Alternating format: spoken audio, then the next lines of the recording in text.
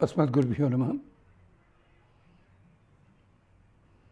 श्री कौशिकात्रेय गोत्र संजातौ तिरुवेंकट जगन्नाथार्य तनुभवतौ बहुशास्त्रविदौ मातुलौ महिमातुलौ कृष्णार्य पार्थसारथि गुरौ स्तुमः। भगवद्बंधुलरा पर्णशाల 61వ భాగానికి స్వాగతం.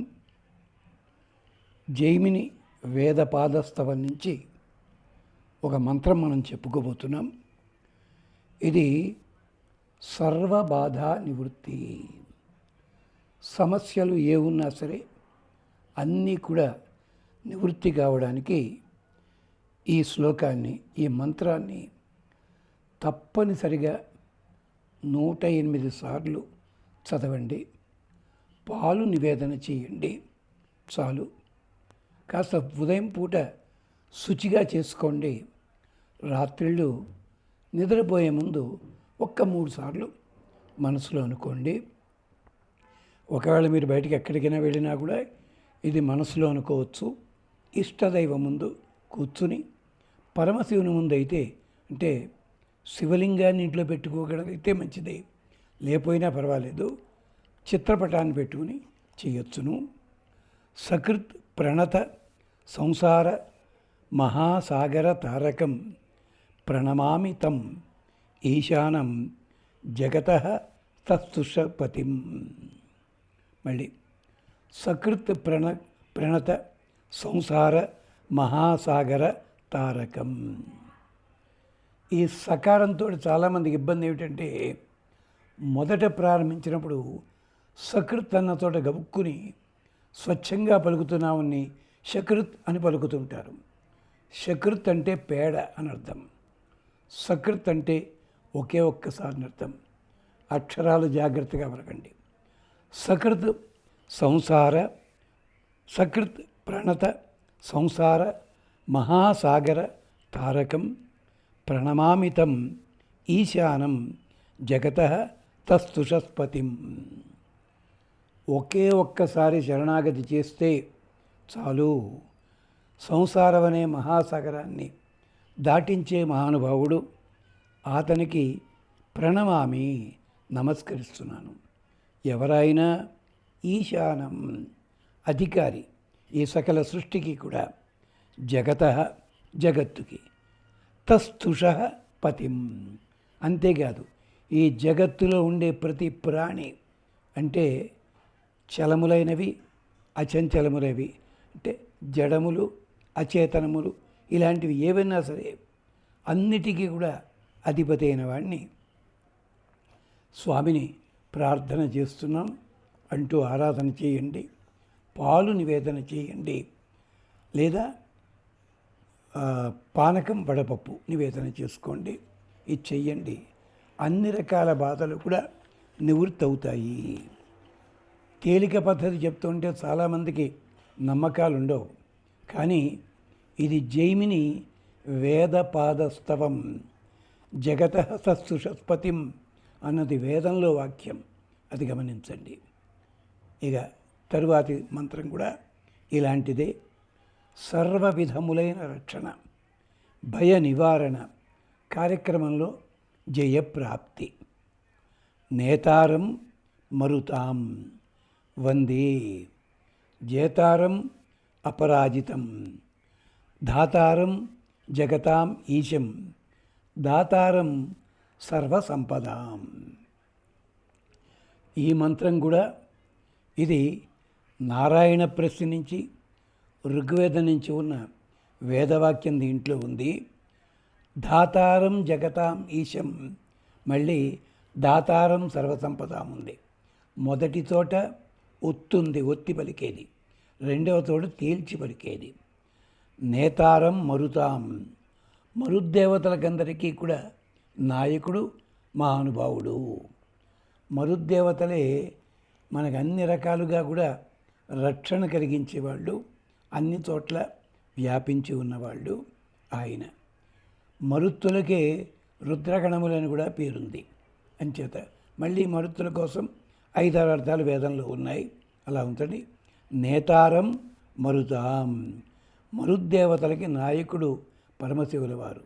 అంచేత మారుతి అంటే రుద్రవీయ సముద్భవుడు అంటే అలాంటి శివాంశతోటి మరుదంశతోటి ఆవిర్భవించాడు మారుతి. వందే, అతనికి నమస్కారం. జేతారం అపరాజితం, అందరినీ జయిస్తాడు, అపజయమన్నది ఎరుగడు. అంటే కొందరు వింత వింత కథలన్నీ చెప్పుకుంటారు. అదేమీ లేదు. ఆ కథల లోపల అంతరార్థం తెలియక ఈయన ఓడిపోయాడు, అక్కడికి వెళ్ళాడు, ఏదో కాదక్కడున్నది. ఎక్కడైనా దేవతలు యుద్ధాల్లో మానవులతోటి కనుక ఓడిపోయారు అంటే యుద్ధంలో చేతకాక కాదు, వాళ్ళు ప్రయోగించే వైదిక కర్మల వల్ల, ఆ వేదములో ఉండే విశేషాల వల్ల. వేద సూక్తాలకి అందరూ తలదించవలసినదే. వేద సూక్తాలని అందించిన మహానుభావుడు తప్ప. ఇది సరే. జేతారం అపరాజితం, ధాతారం జగతాం, జగత్తుకంతటికీ కూడా ధరించేవాడు ఈశం. దాతారం సర్వసంపదాం, అన్ని రకములైన సంపదలు కూడా ప్రసాదించేవాడు, అతడికి నమస్కరిస్తున్నాం అంటూ ఋగ్వేద నారాయణ ప్రశ్నలలో ఉండే మంత్రాలతోటి కూడిన శ్లోకం ఇది. మరొక్కసారి నేతారం మరుతాం వందే, జేతారం అపరాజితం, ధాతారం జగతాం ఈశం, దాతారం సర్వసంపదాం. చాలా స్తోత్రాల్లో ఉన్నలాంటి కటువైన పదాలు కాదది, ద్విత్వాక్షరాలు, సమాసాలు, సంధులు ఇలాంటివి లేకుండా ఉన్న స్తోత్రం మీకు ఇవ్వడం ఉద్దేశం ఏంటంటే అందరూ కూడా హాయిగా చదువుకోగలరు అని చెప్పి, అందుకని అలాంటిది నారద పురాణం నుంచే ఎత్తుకుంటున్నాం. సరే, నివేదన మీ ఇష్టం. సుఖకరమైంది. ఆవు పాలు ఒక్క పొంగు వచ్చినవి. ఆవు పాలు దొరక్కపోతే పాలు ఇవ్వండి, పర్వాలేదు. ఇది గేదె పాలైనా పర్వాలేదు. ఇక తరువాత మనలో ఒక్కొక్కసారి దురహంకారం పెరుగుతుంది. తెలుసును మనకది అహంకారం అని.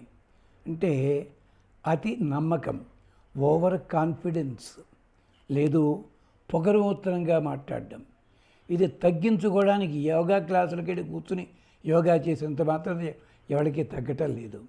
అంచేత ఈ అహంకార నిరసన తగ్గడం కోసం ఇక్కడ కూడా ఒక చక్కటి మంత్రం.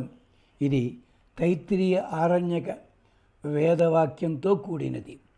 హరం సుర నియంతారం, హరం తం అహమానత, యదాజ్ఞయ జగత్సర్వం నారాయణ వ్యాప్య స్థిత. ఇక్కడ హరం అని చెప్పచ్చు, హరిం అని చెప్పచ్చు, ఇద్దరికీ కూడా వర్తిస్తుంది.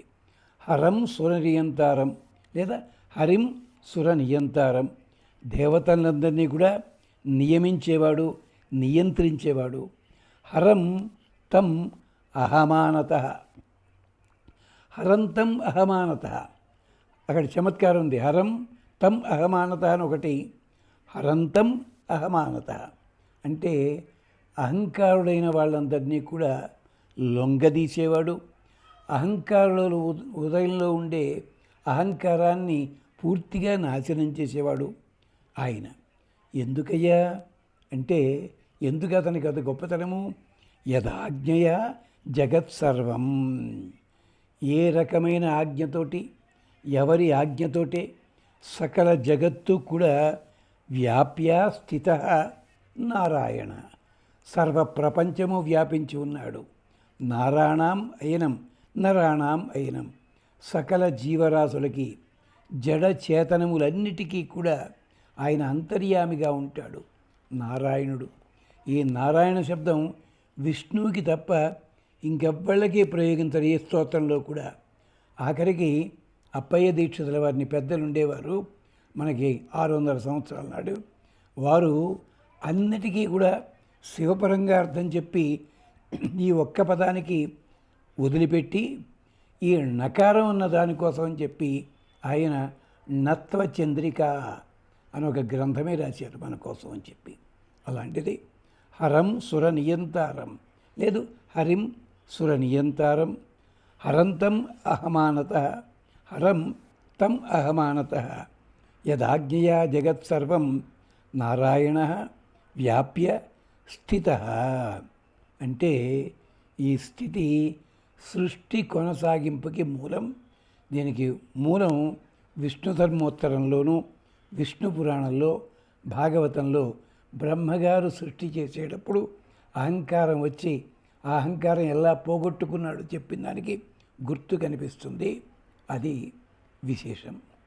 ఇక ఇలాంటిదే ఇంకొక శ్లోకం అహంకార నిరాసన కోసం, అతి తెలివితేటలు మామూలుగా ఉండడం కోసం అని చెప్పి. తం నమామి మహాదేవం యన్నియుగాత్ ఇదం జగత్ కల్పాదౌ భగవాన్ దాత యథాపూర్వం అకల్పయతు. పరమశివుని ప్రేరణ చేత మాత్రమే సృష్టి అంతా బ్రహ్మదేవుడు చేశాడు. చాలామంది కోపం వస్తుంది ఈ మాట. విష్ణుమూర్తి కదండి బ్రహ్మగారిని సృష్టించింది, మరి ఈయన పేరు చెప్తారేమిటండి? అక్కడే ఉంది చూడండి. యత్ నియోగాత్. నియోగం అంటే ప్రేరణ. జరిగింది ఏమిటంటే బ్రహ్మగారు ఆవిర్భవించింది శ్రీ మహావిష్ణువు నాభీకమలంలోంచి. అంటే స్త్రీ సంబంధము లేకుండా భగవత్ సంబంధం భగవత్ సంకల్పం చేత పురుషుడు ఆవిర్భవించాడు. తనేం చేశాడు? మళ్ళీ సనక సనందన సనత్కుమార సనత్సు జాతుల్ని మరొకళ్ళని పుట్టించాడు. సృష్టి కొనసాగటం లేదు, కారణం తెలియదు, వేరే కారణాలు. ఇది కూడా జరిగింది, చాలా విశదంగా ఉంది.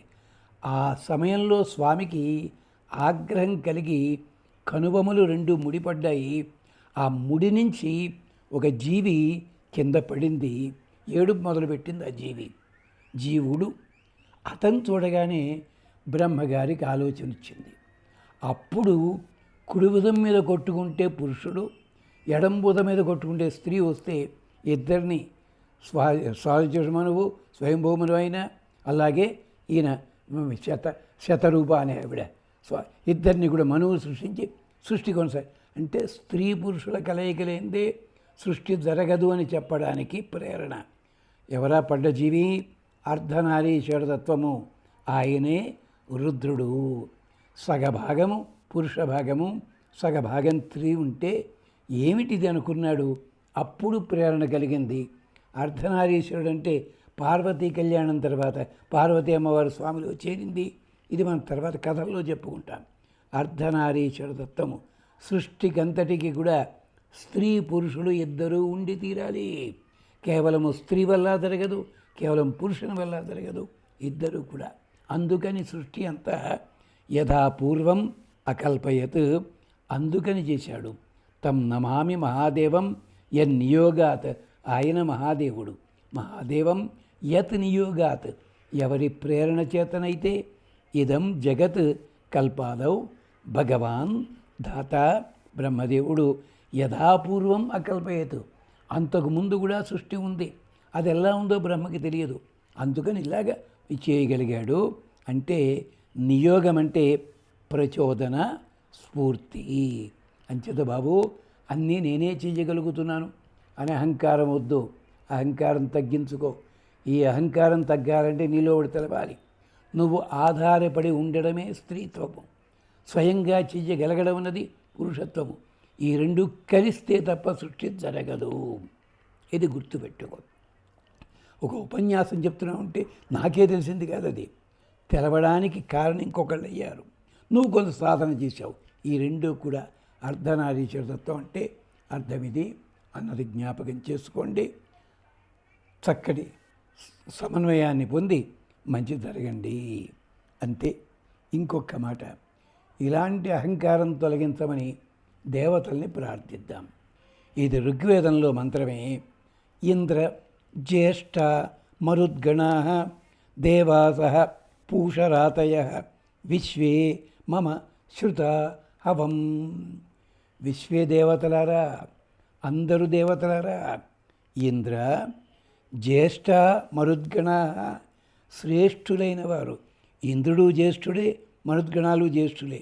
జ్యేష్ఠ మరుద్గణ దేవాస, ఇతర దేవతలందరూ కూడా పూష రాతయ. రాతయ సంపదలని ఇచ్చేవాళ్ళు, పూషరాతయ సూర్యుని రూపాలైన వాళ్ళు, వీళ్ళందరూ విశ్వే మమ శృత హవం. ఈ దేవతలందరూ కూడా నా స్తోత్రాన్ని విందురుగాక. లక్ష్మీనారాయణ రూపు కానీ, శివపార్వతుల రూపు కానీ, లేదా సరస్వతి బ్రహ్మల రూపుని కానీ ఉంచి పసుపు కుంకాలతో అర్చించి రోజు కూడా ఉదయం పూట 27 సార్లు చాలును, 108 సార్లు చేసిన విశేషమే. ఆరాధన చేయండి, పండ్లు నివేదన చేయండి. ఒక 120 రోజుల పాటు సాధన చేస్తే మీకు రక్షణ, అలాగే సంపద ప్రాప్తి ఇలాంటివన్నీ కూడా కలుగుతాయి. మళ్ళీ ఒక్కసారి ఇంద్ర జ్యేష్ఠ మరుద్గణ దేవాస పూషరాతయ విశ్వే మమ శృత హవం. నా స్తోత్రాన్ని వినండయ్య రండి అని ప్రార్థన చేయండి. చేస్తే ఫలితం దక్కుతుంది. స్వస్తి.